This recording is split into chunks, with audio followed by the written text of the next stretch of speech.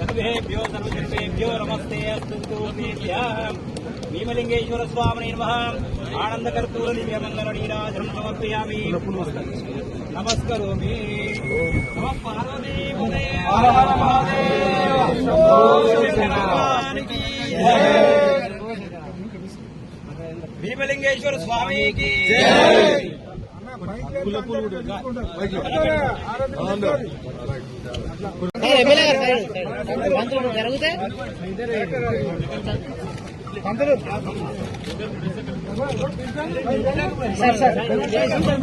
आरोग्यैश्वर्याभिवृद्ध्यर्थं धर्मार्थकामोक्ष श्री भीमलिंगेश्वर स्वामी देवतानुग्रहप्रसादार्थं ओम भीमलिंगेश्वर स्वामी देवता यावज्ञानावाहनादि पंचामृताभिषेक पूजा करिष्ये। ओम आपोष्टामहे भुवस्थान ऊर्जेदातनः महेरणा शिक्षेयवशोर्धमोर्धः तस्य भयायदेनः उच्यतीरमात्रः तस्मारङ्गम् आवोच्चक्षाय जिन्मदाम् आपोजनाय दाचनः।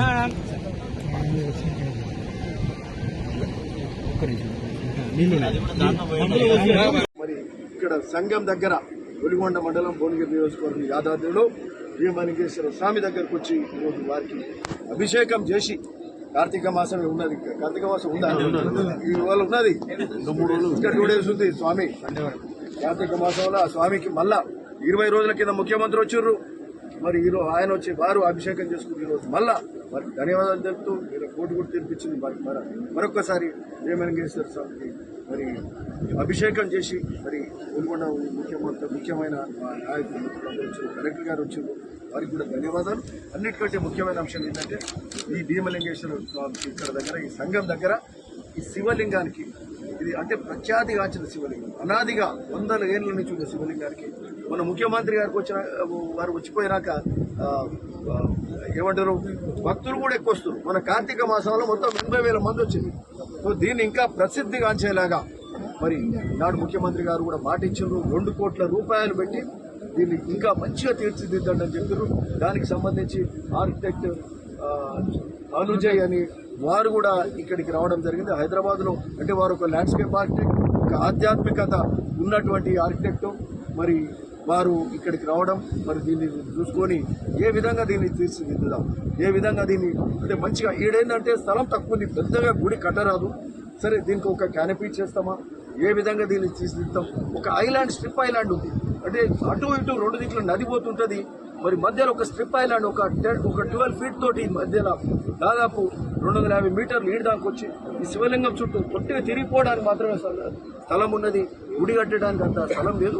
మంచిగా వండర్ఫుల్ ల్యాండ్స్కేప్ చేస్తూ ఇక్కడ ఒక క్యానపీ లాంటిది వేయడం, ఏ విధంగా దీన్ని తీర్చిదిద్దాం అందరికీ ఆమోదయోగమైనటువంటి ఆర్కిటెక్చర్ తోటి మంచిగా ఈ క్షేత్రాన్ని ఇంకా గొప్పగా పుణ్యక్షేత్రంగా తీర్చిదిద్దే కార్యక్రమం సంఘం గ్రామంలో మరి యాదాద్రిలో ఇది చేసుకుందామని ఈ సందర్భంగా తెలుపుతూ మరి ఇక్కడ ఇంకా అవసరమైతే ఇక్కడ జనం ఎక్కువ వస్తారు కాబట్టి ఇక్కడ పార్కింగ్ లాట్స్ కానీ ఇంకేమన్నా కానీ చేసుకోవడానికి కూడా వీలవుతుందని కూడా ఈ సందర్భంగా చెప్తా ఉన్నాం.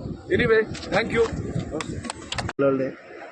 8వ తారీఖు నాడు ముఖ్యమంత్రి గారు వారి బర్త్డే సందర్భంగా ఇక్కడికి రావడం, యాదాద్రికి వచ్చి శ్రీ లక్ష్మీనరసింహస్వామి దర్శనం చేసుకొని మరి ఆశీస్సులు తీసుకొని ఇక్కడ సంఘం దగ్గరికి బర్త్డే సందర్భంగా వారి పుట్టినరోజు సందర్భంగా ఇంకో కార్యక్రమం ఏది కూడా పెట్టుకోలేదు.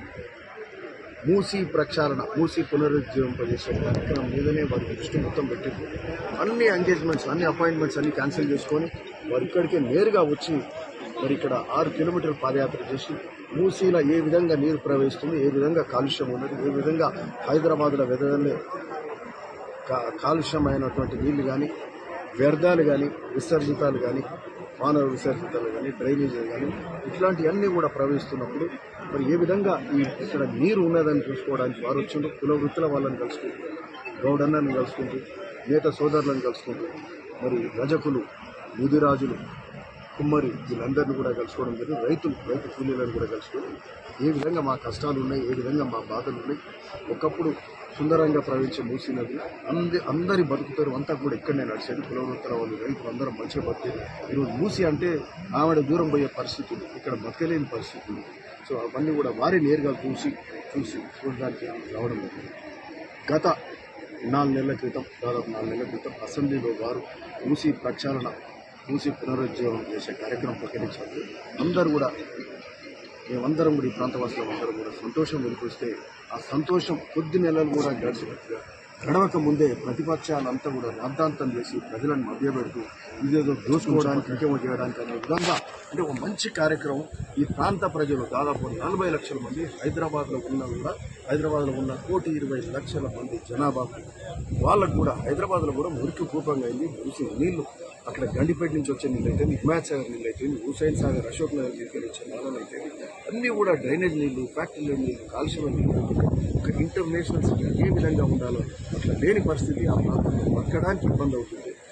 ఇలాంటి పరిస్థితులు దాపరించినప్పుడు మరి మూసి పునరుజ్జీవం చేసే కార్యక్రమం చేసినప్పుడు మరి దీని మీద బురద జల్లే కార్యక్రమం, కాళ్ళలో కట్టబెట్టే కార్యక్రమం మరి ప్రతిపక్షాలు చేస్తే, మరి మాకు ముఖ్యంగా నల్లగొండ వాసులం మళ్ళా ఒక ఆశ కలిగింది. మాకు ముఖ్యమంత్రి గారు ఎప్పుడైతే చెప్పిందో, మరి ఆశ ఇబ్బంది పెట్టే కార్యక్రమం ఇదంతా చేస్తున్నప్పుడు, అపోజిషన్ ప్రతిపక్షాలు చేస్తున్నప్పుడు నల్లగొండ ప్రజలు చైతన్యవంతమై మరి ఈ యొక్క కార్యక్రమం మీద ఉద్యమ కార్యాచరణ లాగా ఎక్కడికక్కడ, ఇక్కడ పిలాయిపల్లి దగ్గర భువనగిరి పెద్ద ఎత్తున వేలాది మంది స్వచ్ఛందంగా తరలి వచ్చి మేమంతా కూడా, అంటే మా ప్రాంత వాసులకు కూడా తెలియజెప్పే కార్యక్రమం, రాష్ట్ర ప్రజలకు కూడా మీడియా ద్వారా తెలియజెప్పే కార్యక్రమం ఏ విధంగా కాలుష్యం అవుతుంది. మరి ఆ తర్వాత అక్కడ తుంగతుర్తిలో శామ్యుల్ గారికి కూడా ఇట్లాంటి కార్యక్రమం చేశారు. ఎంపీ గారు చామల కిరణ్ కుమార్ రెడ్డి గారు వారు వెన్నంటే ఉండి ఈ కార్యక్రమాలన్నీ కూడా చేసే కార్యక్రమం వారు పక్కన చేసుకోవాలి. తర్వాత ముఖ్యమంత్రి గారి నడుము నుంచి నేరుగా 8వ తారీఖు నాడు వారి ఇక్కడికి రావడం, మరి యొక్క మూసి ఏ విధంగా ప్రవేశం చేసే కార్యక్రమం కూడా చేసిండ్రు. దాని మీద ఆ రోజు వేలాది మంది ప్రజలు నల్లగొండ ప్రాంతం మొత్తం నుంచి వచ్చి వారి వెంట పాదయాత్రగా 6 కిలోమీటర్లు నడిస్తే, మరి ముఖ్యమంత్రిగా ఇంకా వారికి ఏదైతే పట్టుదల ఉండదో ఇంకా ఖచ్చితమైన పట్టుదలతోటి ఖచ్చితంగా మూసి పునరుజ్జీవం చేసే కార్యక్రమం ఇంకా చేస్తామని దృఢ నిశ్చయంతో వారు ఇక్కడ ఇదంతా చూసి కత్తులు రొత్తులు అన్ని సంతోషం. 20 రోజుల కింద ముఖ్యమంత్రి గారు ఇక్కడికి వచ్చిన మళ్ళా నిన్న హైకోర్టు కూడా నేరుగా లేదు, మూసి ప్రక్షాళన జరగాల్సిందే, మూసి పునరుజ్జీవం చేసే కార్యక్రమం జరగాల్సిందే. అక్కడ సబర్మతి దగ్గర జరిగింది, గుజరాత్లో మోడీ చేసిండ్రు, అక్కడ మోడీ చేసి బీజేపీ చేస్తే అది కరెక్ట్ అంటారు కిషన్ రెడ్డి గారు, ఇక్కడ చేస్తే మాత్రం ఇది తప్పు అని అంటారు. తప్పు కొట్టే కార్యక్రమం కిషన్ రెడ్డి గారు చేస్తూ ఉన్నారు. టీఆర్ఎస్ వాళ్ళు కూడా మరి అక్కడ గంగా చేయొచ్చు, ఇక్కడ సబర్మతి చేయొచ్చు, అక్కడ కూడా వేలాది మంది ఇళ్లను కూడా తరలించేది. ఏదైనా మంచి కార్యక్రమం చేసినప్పుడు, లక్షలాది మందికి మేలు చేస్తున్నప్పుడు కొన్ని కార్యక్రమాలు జరుగుతాయి.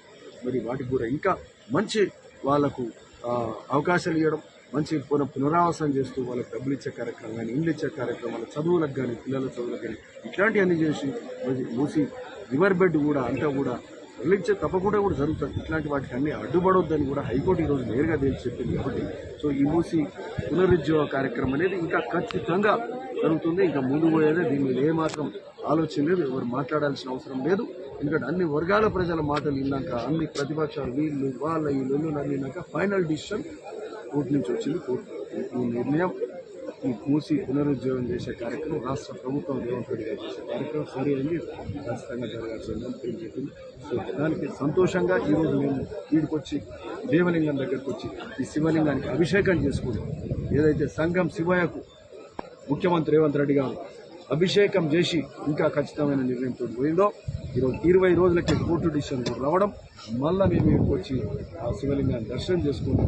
6వ శతాబ్దిలో మరి విష్ణు కుండిలేళ్ల కాలంలో ఏదైతే శివలింగం ఇక్కడ ఉందనో ఒక దివ్యమైన క్షేత్రంగా ఉండే ఈరోజు మూసి మళ్ళా స్వచ్ఛమైన నీరు ప్రవహించాలి. ఈ యొక్క క్షేత్రం ఇంకా గొప్పగా ప్రసిద్ధిగాంచాలని కూడా కోరుకుంటూ, మరి రేవంత్ రెడ్డి గారు కూడా ఈ యొక్క శివలింగానికి ఇక్కడ ఒక స్ట్రిప్ ఐలాండ్ లాగా ఉంది, 250 మీటర్లు, 10-12 ఫీట్లతోటి ఆ శివలింగం వరకు మూసీలా వెళ్తూ మధ్యలోకి వెళ్తాయి. 2 దిక్కుల 2 పాయలు ఉంటాయి. అంటే ఒక సుందరమైన ప్రాంతంగా ఉంటుంది. ఒక దగ్గర వాటర్ ఫాల్స్ 6 ఫీట్లకి వెళ్ళి వాటర్ ఫాల్స్ పడుతున్నాయి, ఒక కథలాగా ఉంటుంది ఇక్కడ. మరి అట్లాంటి ఒక మంచి ప్రదేశం మళ్ళా దీన్ని 2 కోట్ల రూపాయలతోటి మేము మంచిగా ఇంకా ఆ టెంపుల్ కానీ ఇంకా సుందరంగా తీర్చిదిద్దాలని ముఖ్యమంత్రి గారు కూడా చెప్పడం, ఈ రోజే మరి మాకు కోర్టు డిసిషన్ రావడం. ఆర్కిటెక్ట్ గారు కూడా అనుజయ్ గారు కూడా వచ్చారు, వారు మంచి ఫేమస్ ఆర్కిటెక్ట్, జెనసిస్ ఆర్కిటెక్ట్స్ వాళ్ళు. సో ఆయన కూడా ఆధ్యాత్మికంగా ఉన్నటువంటి ఆర్కిటెక్ట్, అంటే జెనసిస్ ఆర్ వాట్ ఎవర్, ఆయన ఇండిపెండెంట్గా వచ్చి నేను చేస్తానని చెప్పి కూడా వచ్చాను. అంటే ఇక్కడ బేసిక్ ఏంటంటే టెంపుల్ వాడటానికి అక్కడ స్థలం లేదు, దానికి ఒక మంచి సుందరంగా ఒక క్యానపీ చేస్తాము, స్ట్రక్చర్ చేసి ఈ స్ట్రిప్ ఐలాండ్ వీలైనంత, ఎందుకంటే వాటర్ బాడీలను మనం ముట్టుకోవడానికి వీల్లేదు, పక్కకు రివర్లకు మనం ఎంక్రోచ్ కావడానికి వీలు లేవు, పోకూడదు కూడా. అది ఎంత గొప్ప కార్యక్రమం. సో పర్యావరణాన్ని డిస్టర్బ్ చేయకూడదు. సో ఆ కార్యక్రమంలో భాగంగా దీని మీద సుందరంగా ల్యాండ్స్కేప్ కానీ హార్డ్స్కేప్ కానీ చేస్తూ ఏ విధంగా దీన్ని ఇంకా సుందరంగా తీర్చిదిద్దే కార్యక్రమం, ఇంకా గొప్ప ఆధ్యాత్మిక